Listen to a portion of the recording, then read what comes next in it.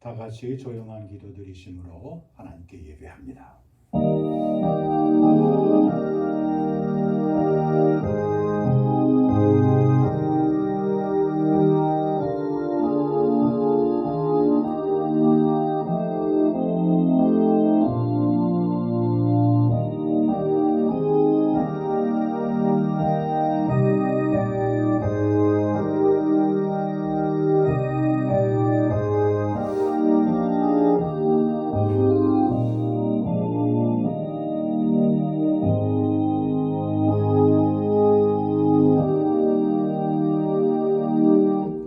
여호와께서 내 음성과 내 간구를 들으심으로 내가 그를 사랑하는도다. 그의 귀를 내게 기울이셨으므로 내가 평생에 기도하리로다.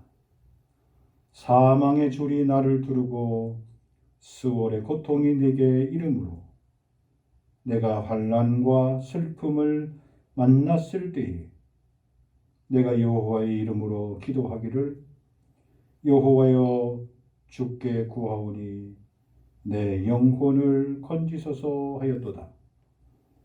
여호와는 은혜로우시며 의로우시며 우리 하나님은 긍휼이 많으시도다. 여호와께서는 순진한 자를 지키시나니 내가 어려울 때에 나를 구원하셨도다. 내 영혼아 내 평안함으로 돌아갈지어다. 여호와께서 너를 후대하심이로다. 주께서 내 영혼을 사망에서 내 눈을 눈물에서 내 발을 넘어짐에서 건지셨나이다. 할렐루야. 하나님 아버지 은혜와 사랑을 감사합니다. 주일 보낸 한 주간 주의 은혜로 살게 하시고 이 시간도 저희들이 주님 앞에 마음과 뜻과 정성을 다하여 예배하게 하시니 감사합니다. 하나님, 우리가 산 대로 우리의 시간을 보낸 대로 주님이 갚으신다면 누가 주님 앞에 당당하게 설 인생이 있겠습니까? 하오나 주님의 긍휼과 자비를 간구하는 마음으로 이 시간도 주님 앞에 나왔사오니 주여 저들을 붙드시고 싸매시고 치료하시고 용서하시고 그리고 다시 인도해 주셔서 하나님의 자녀된 본분과 사명을 감당할 수 있는 힘과 지혜와 능력과 건강을 주여 허락해 주옵소서. 오늘 주신 저의 말씀, 하나님의 말씀을 기억하게 하시고 살아있고 능력있고 역사하는 말씀의 역사가 주님 우리의 생활 속에서 주님 일어나게 나타나게 역사해 주옵소서. 크신 영광 받아 주옵소서. 예수님의 거룩하신 이름 받들어 간절히 기도하옵나이다. 아멘.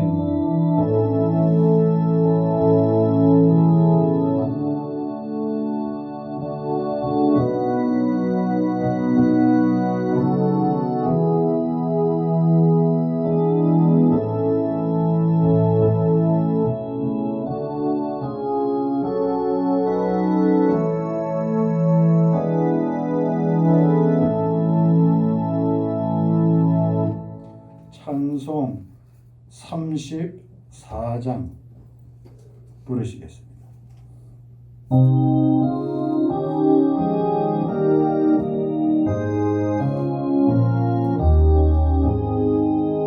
참 놀랍도다 주 크신 이름 온 세상 주님 가전하라 주 예수 이 세상 가서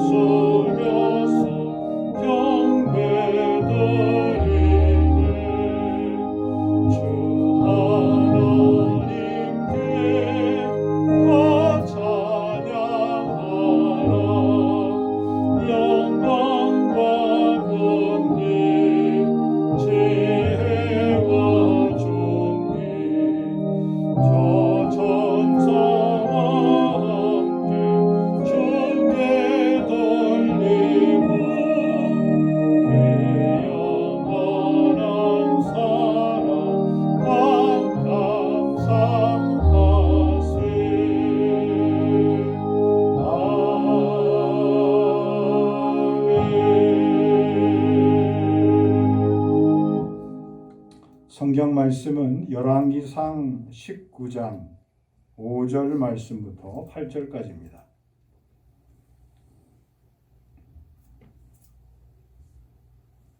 열왕기상 19장 5절로 8절 말씀입니다.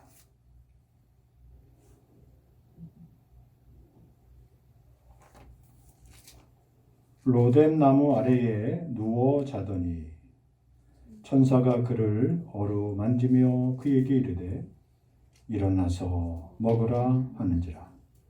본즉 머리 밑에 숯불에 구운 떡과 한 병 물이 있더라. 이에 먹고 마시고 다시 누웠더니 여호와의 천사가 또 다시 와서 어루만지며 이르되 일어나 먹으라. 네가 갈 길을 다 가지 못할까 하노라 하는지라. 이에 일어나 먹고 마시고 그 음식물의 힘을 의지하여 40주 40야를 가서 하나님의 산 호렙에 이르니라. 아멘. 저는 오늘 고난의 자리에 찾아오신 하나님이란 제목으로 말씀을 증거하고자 합니다. 오늘 본문의 엘리야는 우리가 잘 아는 하나님의 선지자였습니다.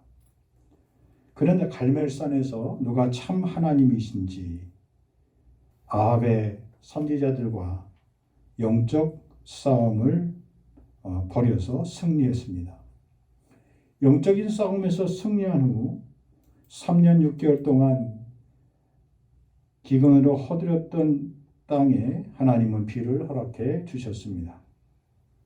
그런데 이 850명의 바알과 아세라 선지자의 영적 싸움에서 승리했던 엘리야를 아합은 그냥 두지 않았습니다.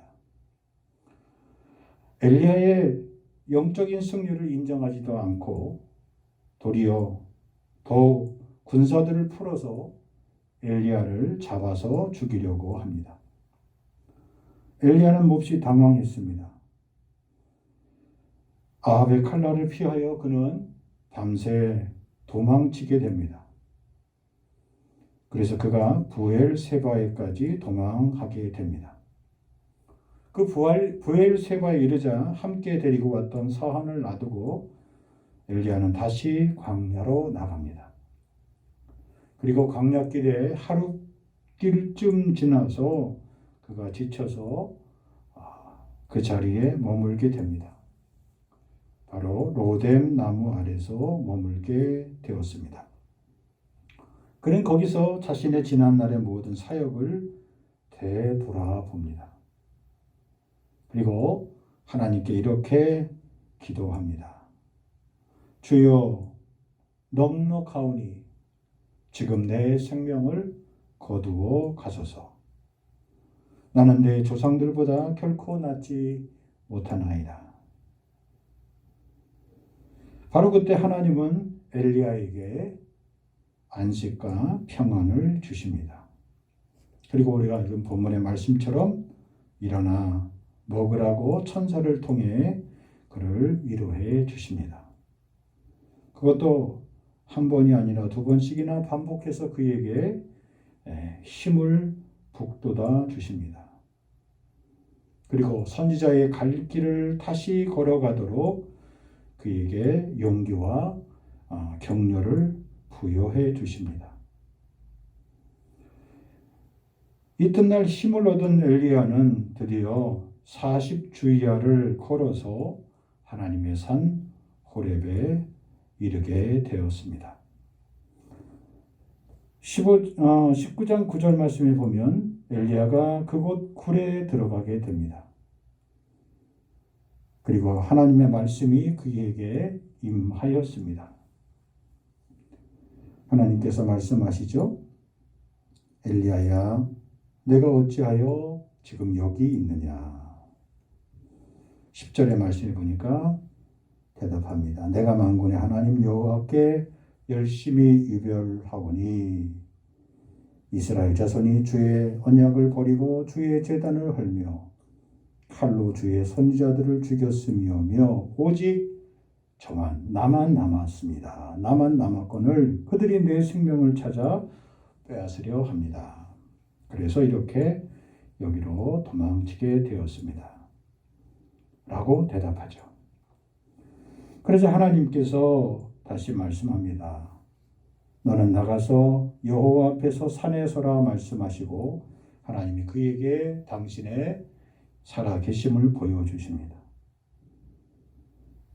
엘리야 앞에서 크고 강한 바람, 바위를 부수고 바람 가운데 하나님께서 그에게 나타나시지만 하나님은 거기 계시지도 않고 12절에 보니까 지진이 난 후에 난 불이 붙었는데 불 가운데서도 하나님은 계시지 않고 그 불 후에 하나님께서 세미한 소리로 그를 찾으시고 부르셨습니다. 하나님은 그렇게 엘리야를 찾아오시게 되었던 겁니다. 우리가 출애굽기에서 하나님께서 모세를 부르셨던 장면과 아주 흡사한 내용이 여기 담겨져 있습니다. 떨기나무가 불이 붙어서 타고 있는데 떨기나무 형체가 사라지지 않고 하나님은 그곳에서 모세야 모세야 하시면서 모세를 부르셨습니다. 그리고 하나님의 음성을 듣고 모세는 드디어 하나님의 부르심에 순종하게 됩니다. 마태복음 17장에 보면 예수님께서 따로 3명의 제자들을 데리시고 산 위에 올라가서 기도하셨습니다. 그곳에서 베드로는 흰옷 입은 2사람을 만나보게 됩니다. 그 흰옷 입은 2사람이 누구죠? 바로 모세와 엘리야입니다. 베드로는 너무나 영광스러운 모습을 보아서 그때 주님께 간청했습니다. 주여 이것이 너무 좋사오니 이곳에서 우리가 초막을 지읍시다. 하나는 주님을 위해서, 하나는 모세를 위해서, 하나는 또 엘리야를 위해서 짓고 우리가 여기 있는 게 좋겠습니다. 그래서 이 과정을 변화산의 놀라운 변화의 모습, 거룩한 경험을 하게 되었습니다. 부활하신 주님이 실망하고 낙심해서 다 고기 잡으러 가자는 베드로의 말에 다 동의하고 따라갔던 제자들. 밤새 그물을 내렸지만 한 마리의 고기도 잡지 못했던 그들에게 주님이 아침에 새벽에 찾아오셨습니다. 밤새 수고하고 지친 제자들에게 배 오른편에 그물을 내리라 말씀하시고 그 말씀에 순종했던 제자들, 그물이 찢어지도록 많은 고기를 잡게 해 주셨습니다. 그리고 그 잡아온 고기를 가져오라 하시고 그 추운 이른 아침 새벽에 숯불을 피워서 떡을 굽고 그리고 잡아온 고기를 통하여서 아침 조반을 차려 주셨던 주님, 우리가 꼭 기억해 볼 그런 말씀입니다. 주님은 하나님의 사람들, 하나님의 백성들, 하나님의 특별한 선지자들, 하나님의 특별한 당신의 종들이 힘들고 어렵고 낙심의 자리에 있을 때, 지치고 더 이상 힘을 내지 못하고 있을 때, 그때마다 친히 주님이 찾아오셨습니다. 그리고 그들을 만나주시고 그들에게 먹을 것을 주시고 그들을 위로하시고 그들에게 새 힘을 허락해 주셨습니다. 신앙생활을 하다 보면 누구나 한두 번쯤은 큰 낙심과 절망의 순간을 맛볼 때가 있습니다. 그럴 때마다 오늘 우리는 엘리야의 이 로뎀나무 아래서 그가 주님께 탄식했던, 또 힘을 얻어서 40주야를 걸어서 하나님의 산 호렙에 도착하여서 하나님의 음성을 듣고 하나님을 만났던 이 사건을 잊지 말아야 할 것입니다. 주님은 늘 친히 당신의 모습을 우리에게 보여주십니다. 성도들은 그러므로 믿음 생활하면서 늘 자기만의 영적인 관리 매뉴얼을 배워 두어야만 합니다. 여러분, 우리가 이 땅에 사는 것은 먹기 위해 사는 것이 아니지요. 또 우리가 살아가기 위해서는 반드시 먹고 살아야만 합니다. 우리의 육체도 그렇지만 우리의 영혼도 하나님의 거룩한 성령으로 거듭났다면 반드시 하나님께로부터 오는 영적인 양식을 거르지 말아야만 합니다. 하나님이 이스라엘 백성에게 왜 광야로 나가게 하시고 그곳에서 매일같이 나가서 만나와 메추라기를 먹도록 하셨을까요? 왜 매일의 수고를 통하여 하나님을 의지하게 하셨을까요?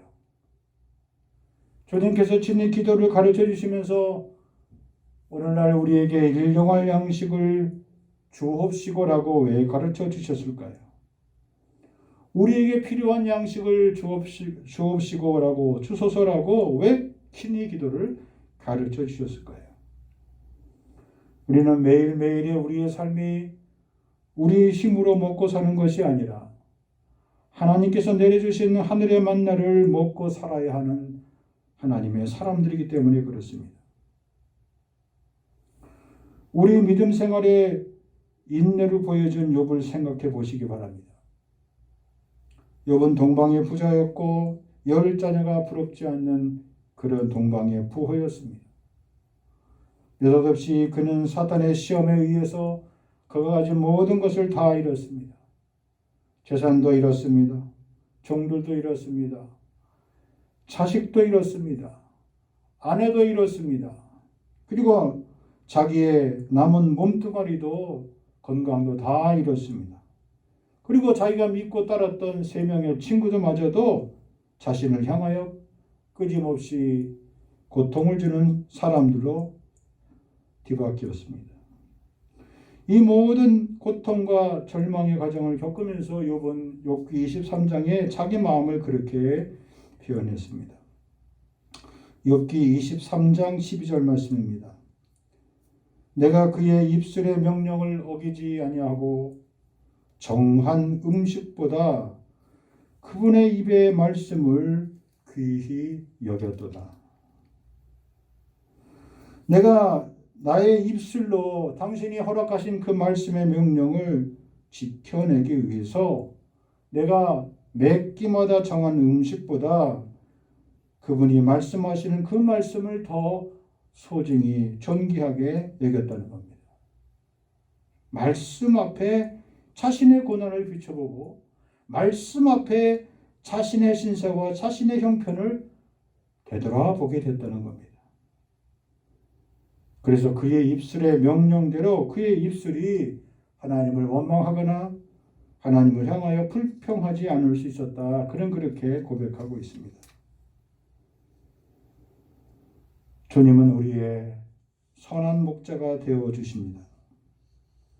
선한 목자는 양떼를 늘 먹이기 위해서 늘 고심합니다. 왜 선한 목자입니까? 양떼를 먹이기 때문에 선한 목자입니다. 좋은 꼴이 어디에 있는지 알기 때문에 선한 목자입니다. 물을 마실 곳이 어딘지 알기 때문에 선한 목자입니다. 어디로 다녀야 될지 갈 길을 알기 때문에 선한 목자입니다. 어디에서 쉬어야 될지를 알기 때문에 선한 목자입니다. 부모가 자녀를 먹이고 돌보듯 늘 그는 좋은 곳으로 먹여줍니다. 시편 78편 24절 말씀, 그들에게 만나를 비같이 내려 먹이시며 하늘 양식을 그들에게 주셨나니 말씀했습니다. 선한 목자 되신 주님은 끝까지 주의 약속을 믿고 순종하는 자들에게 이 복을 허락해 주십니다. 우리가 먹고 입고 살아가는 데 필요한 모든 것들을 오늘도 풍성히꼴로 공급해 주십니다. 오늘 본문의 엘리야는 무엇을 하고 있습니까? 지난날 주께서 자신에게 베푸셨던 은혜의 순간순간들을 돌아봅니다. 그의 생은 늘 졸였습니다. 늘 쫓겼습니다. 늘 지쳤습니다. 때로는 사람이 먹을 수 없는 까마귀들이 가져다 물어다 주는 음식을 먹고 연명해야 했습니다. 때로는 참으로 가혹한 현실에 척한 여인의 한 끼 식사를 먼저 가로채서 먹는 염치 없는 선지자의 모습을 그가 지켜내야만 했습니다. 그런데 하나님은 그 염치 없는 행동을 통하여 사르밧 여인의 가정을 3년 6개월 동안 풍성한 꼴로 채워주셨습니다. 언제든지 그에게는 주께서 보내신 천사들을 통하여 필요한 양식을 주님이 먹여주시고 공급해 주셨습니다. 몸도 지치고 영혼도 지치고 삶의 사역에 지쳐서 로뎀나무 아래 쉬고 있을 때 주님이 그에게 무엇을 하셨습니까? 위로해 주셨습니다. 주의 천사를 보내서 그를 위로해 주셨습니다. 여러분이 때로 신앙생활을 하다가 지쳤을 때, 죄로 인해 지치고 일에 치여 지치고 여러분 스스로가 아무런 힘을 발휘하지 못할 그런 처지에 있을 때 그 자리에서 속히 일어나시기 바랍니다. 속히 일어나야 합니다. 주께서 주시는 양식을 받아 먹고 일어나셔야 합니다. 그래야 살 수 있습니다. 그래야 살아납니다. 지친 내 영혼이 살 길은 여기 주께서 주의 천사를 통하여 하신 말씀처럼 일어나 먹으라 말씀하시는 주님의 음성에 아멘으로 순종하는 여러분 모두가 되시길 주의 이름으로 간절히 축복합니다. 주님과 한평생 동행했던 다윗도 이렇게 고백합니다. 시편 23편 4절이죠. 주께서 내 원수의 목전에서 내게 상을 차려주시고 기름을 내 머리에 부으셨으니 내 잔이 넘치나이다 했어요. 원수의 목전 앞에서 원수의 쫓긴 듯한 죽음의 위기 속에서도 하나님이 내게 상을 차려주시고 기름을 내 머리에 부으셨다 그랬습니다. 마침내 내 인생의 잔이 결국이 넘치는 은혜를 체험하게 되었습니다. 시편 103편 5절입니다. 주님께서 좋은 곳으로 내 소원을 만족하게 하사 내 청춘을 독수리같이 새롭게 하시는도다. 104편 28절 주께서 주신즉 그들이 받으며 주께서 손을 펴신즉 그들이 좋은 곳으로 만족하리라. 오늘도 주님은 주의 약속의 말씀, 주의 은혜의 말씀을 사모하는 당신의 백성들을 먹여주십니다. 그럼 언제 먹여주십니까? 첫째로 주의 나라와 주의 의를 구할 때 먹여주십니다. 너희는 먼저 그의 나라와 그의 의를 구하라. 그리하면 이 모든 것을 너희에게 더하시리라. 이 말씀의 진리를 꼭 마음속에 품으시기 바랍니다. 우리 주님의 마음을 품으시기 바랍니다. 그리스도 예수의 마음을 간직하시기 바랍니다. 그리스도 예수의 심장을 빼앗기지 마시기 바랍니다. 하나님의 본체된 그 마음을 비우고 죽기까지 복종하셨던 주님의 마음을 빼앗기지 마시기 바랍니다. 그러면 하나님께서 반드시 우리를 하늘에 있는 것이나 땅에 있는 것이나 땅 아래에 있는 것이나 모든 사람 모든 이름을 주님의 마음을 품은 자의 이름에 꿇게 해주시는 역사를 허락해 주실 것입니다. 주님이 높여주시고 주님이 살려주시고 주님이 키워주시고 주님이 써주시고 주님이 의롭게 인도해 주실 것입니다. 이러한 진리를 우리가 품고 살면 하나님이 날마다 우리에게 인생에 더해 주시는 은혜의 역사를 체험하게 될 줄 믿습니다. 두 번째로 언제 우리를 먹여주십니까?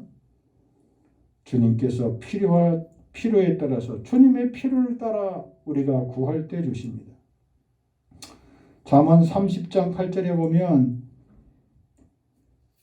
잠언의 기자가 이렇게 기도합니다. 주님께 내가 죽기 전에 두 가지를 구하는데 절대로 외면하지 마십시오. 곧 헛된 것과 거짓말을 내게서 멀리 해 주시고 나를 가난케도 마시고 부하게도 마옵소서라고 그렇게 기도하고 오직 필요한 양식으로 나를 채워달라고 기도합니다. 우리의 필요를 채우시는 주님의 능력을 확신할 때 주님은 반드시 우리의 필요를 채워주십니다. 빌립보서 4장 19절 말씀 나의 하나님이 그리스도 예수 안에서 영광 가운데 그 풍성한 대로 너희 모든 쓸 것을 채워주시리라. 할렐루야. 믿음의 역사가 나타납니다. 믿음의 역사가 일어납니다. 믿음의 역사가 살아납니다. 주님께서 우리의 모든 필요를 채워주심을 믿고 간구하고 살아갈 때 반드시 주님의 역사가 나타납니다. 단 우리의 탐욕과 정욕으로 구하지 않으면 주님은 언제든지 후히 주시고 꾸짖지 아니하시는 좋으신 하나님이십니다. 하나님께서 반드시 여러분의 필요를 채워주실 줄 믿습니다. 세 번째로 언제 먹여주십니까? 주님의 말씀에 귀를 기울일 때입니다. 이사야 55장 3절 말씀입니다. 너희는 귀를 기울이고 내게로 나와 들으라. 그리하면 너희의 영혼이 살리라. 내가 너희를 위하여 영원한 언약을 맺으며 곧 맺으리니 곧 다윗에게 허락한 확실한 은혜니라 그랬어요. 우리의 영혼이 살 수 있는 길을 하나님이 우리에게 말씀하신 것처럼 주의 말씀에 귀를 기울이고 주께 나와 듣는 일입니다. 약속을 믿고 약속을 지키는 겁니다. 하나님의 사람 다윗에게 허락했던 그 확실한 은혜의 언약의 말씀을 귀 기울여 들을 때입니다. 오늘 내가 하나님께 예배하고 헌신하는 삶, 그것이 나에게 손해가 되는 일이겠습니까? 결단코 그렇지 않습니다. 주님은 당신의 약속을 지키는 자들을 결코 외면치 아니하고 계십니다. 다윗에게 행했던 확실한 언약의 하나님이시기 때문에 그렇습니다. 그런 확실한 은혜를 받는 여호와 여러분 되기를 주의 이름으로 간절히 축복합니다. 네 번째로 언제 주님이 우리를 먹이십니까? 주님을 두려워하고 주님을 찾을 때입니다. 시편 34편 9절 이하입니다. 너희 성도들아 여호와를 경외하라. 그를 경외하는 자에게는 부족함이 없으리라. 주님을 두려워하고 주님을 찾을 때 주님은 우리에게 부족함이 없도록 채워주십니다. 여러분, 주님을 두려워하고 경배하는 일, 주님을 찬양하는 일, 그것은 우리의 모든 영적 생활의 시작입니다. 주님의 은혜를 힘입는 가장 기본이 되는 일입니다. 코로나 위기 속에서도 상황 속에서도 우리가 일상에서 놓치지 말아야 될 일이 있죠. 학교를 가는 일, 직장에 다니는 일, 사업장의 문을 여는 일. 아무리 형편이 어렵고 아무리 사정이 힘들어도 내게 맡은 책임과 소임을 우리가 다 지켜야 하듯이 신앙생활도 마찬가지입니다. 여러분, 우리가 언제까지 코로나라는 이 상황 속에서 우리의 신앙생활을 미루겠어요? 이 위기 속에서도 내가 하나님을 두려워하고 하나님을 찾아야 되는 나의 기본적인 삶의 자세와 태도를 잊지 말고 변치 말아야 되지 않겠습니까? 그런 믿음의 은혜가 있기를 주의 이름으로 간절히 축복합니다. 마지막으로 언제 우리를 먹이십니까? 신앙의 정도를 걸어갈 때입니다. 시편 84편 11절 말씀, 여호와 하나님은 해요 방패이시라. 여호와께서 은혜와 영화를 주시며 정직하게 행하는 자에게 좋은 것을 아끼지 아니하실 것입니다. 신앙의 정도는 하나님을 해로 바라보는 것입니다. 하나님을 우리의 삶의 방패 삼는 일입니다. 그런 자에게 하나님은 빛들의 아버지께서 좋은 것을 결코 아끼지 아니하실 것입니다. 좋은 것이란 예수 그리스도 안에 있는 모든 영적인 복을 다 포함합니다. 건강의 복, 물질의 복, 자녀의 복, 사업의 복, 우리의 미래의 자손들의 복, 이런 모든 것들 주님이 우리가 걸어가고 있는 지금 믿음의 신앙의 걸음을 주님이 다 보고 계시다는 사실입니다. 그 길에서 결코 비틀대거나 좌우로 치우치지 않고 올바르고 굳세게 그리고 당당하게 믿음의 길, 신앙의 길을 걷기를 힘쓰시기를 바랍니다. 그것이 주께서 우리를 좋은 것으로 채워주시는 우리의 인생의 신앙의 길임을 믿으시기 바랍니다. 그렇다면 주의 백성된 우리들에게 반드시 우리가 먹어야 될 양식은 무엇일까요? 주님이 원하시고 주님이 기뻐하시는 하늘의 양식은 무엇일까요?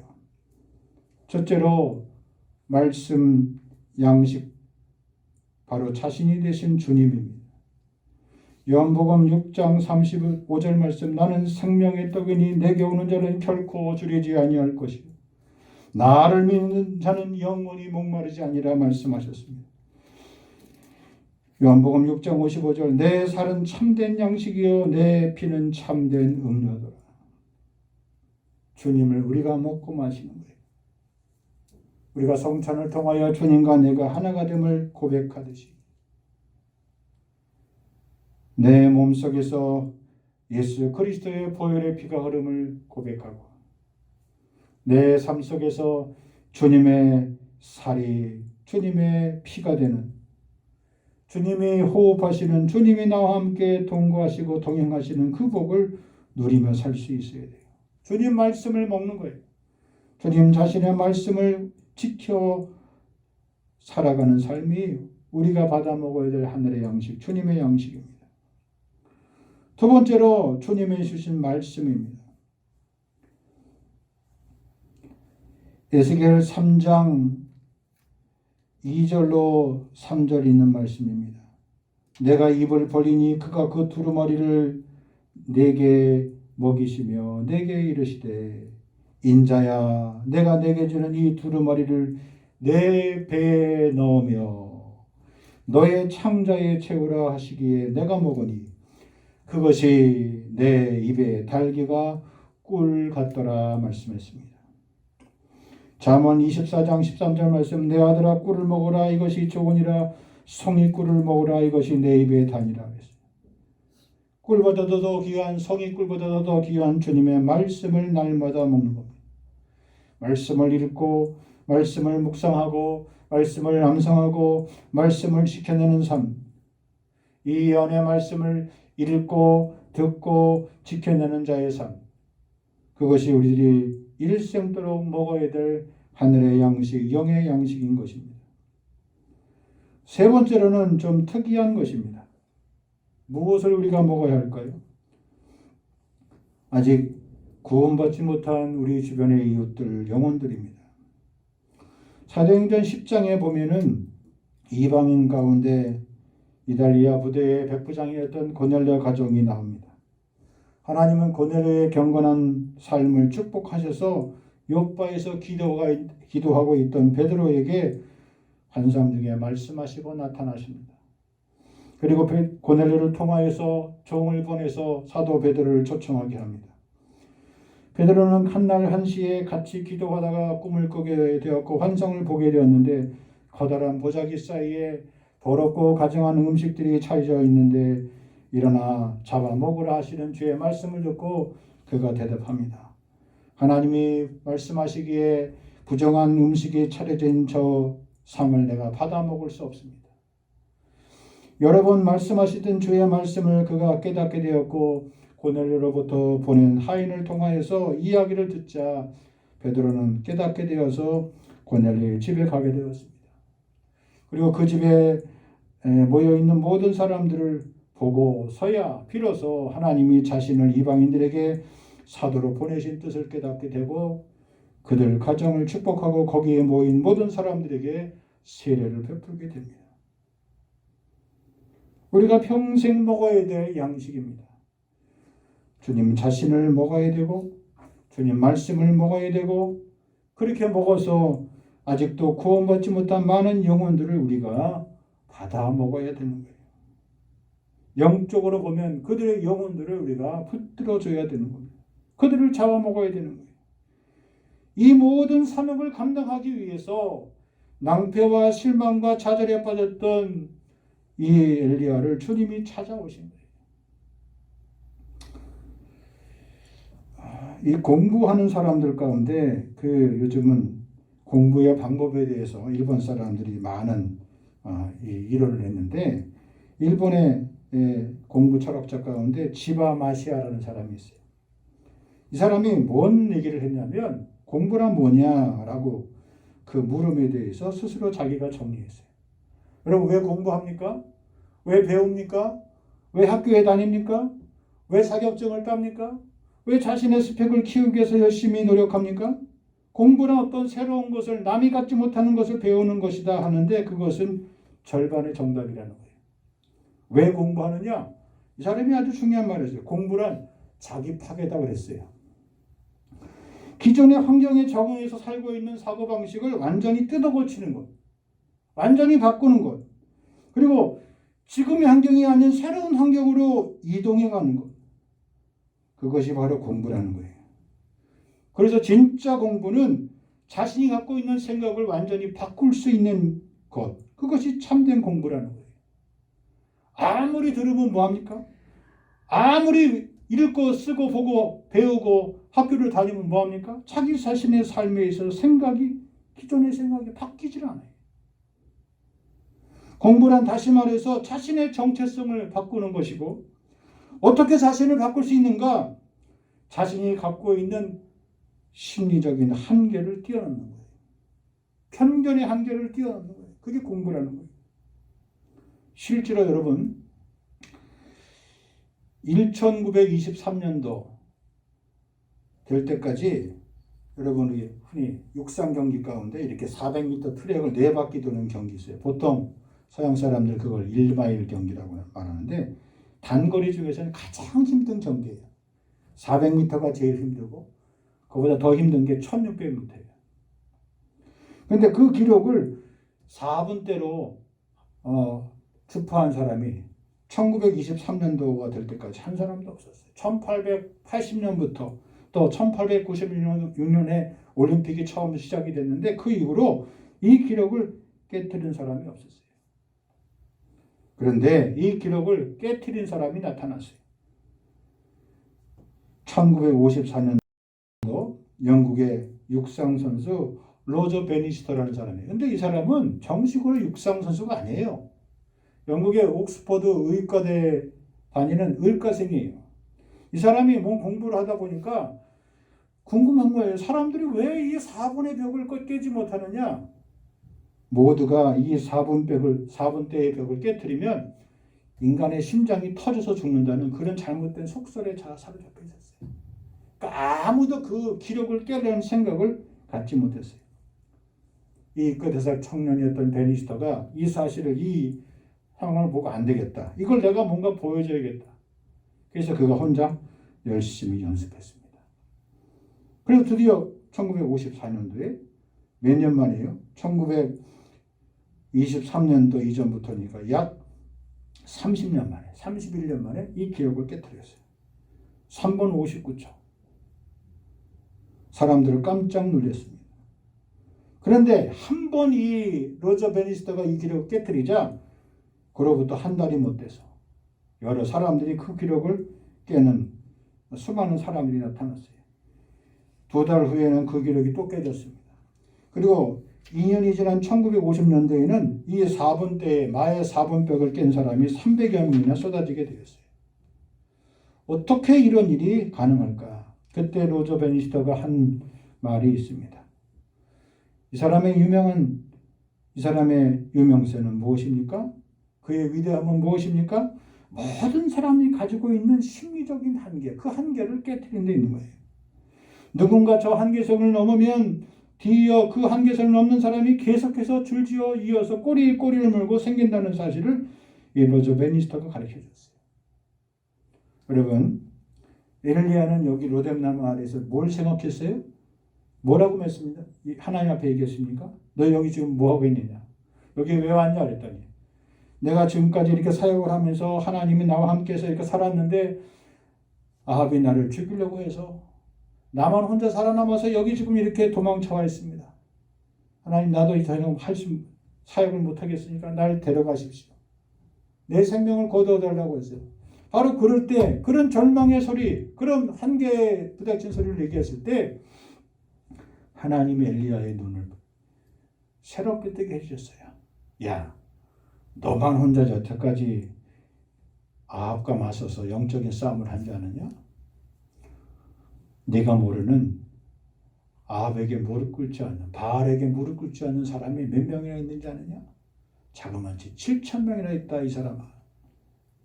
하나님이 그렇게 자기 혼자, 나만 혼자 남았다고 주장하는 엘리야에게 하나님께서 음성을 들려주시고 그에게 힘을 주시고, 그래서 그로 하여금 광야의 길을 걷게 하시고 호렙의 산에 이르도록 하신 거예요.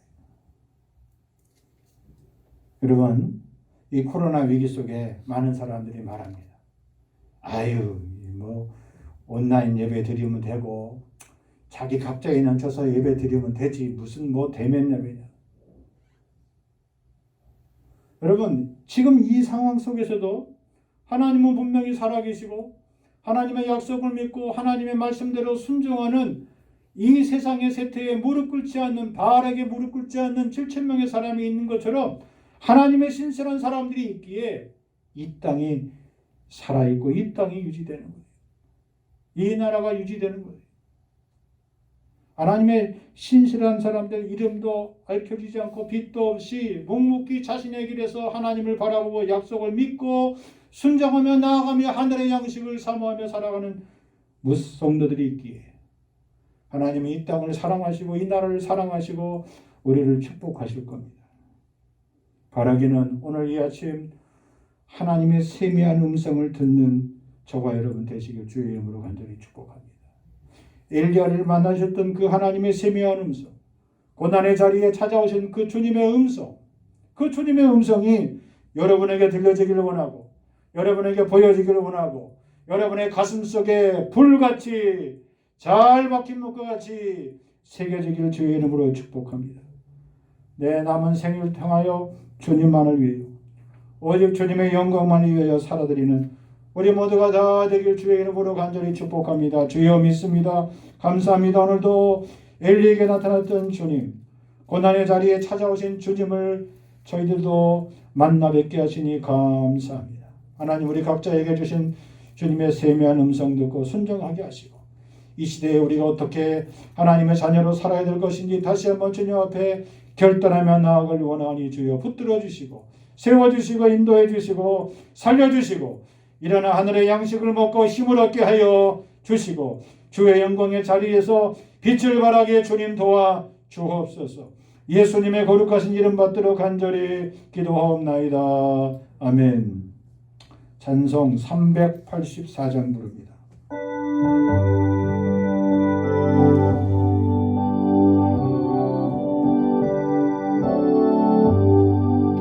나의 갈길 알아도 예수 인도하시니 내 주 안에 있는 것을 어찌 실망해요. 믿음으로 사는 자는 하늘 위로 받겠네. 무슨 일을 만나든지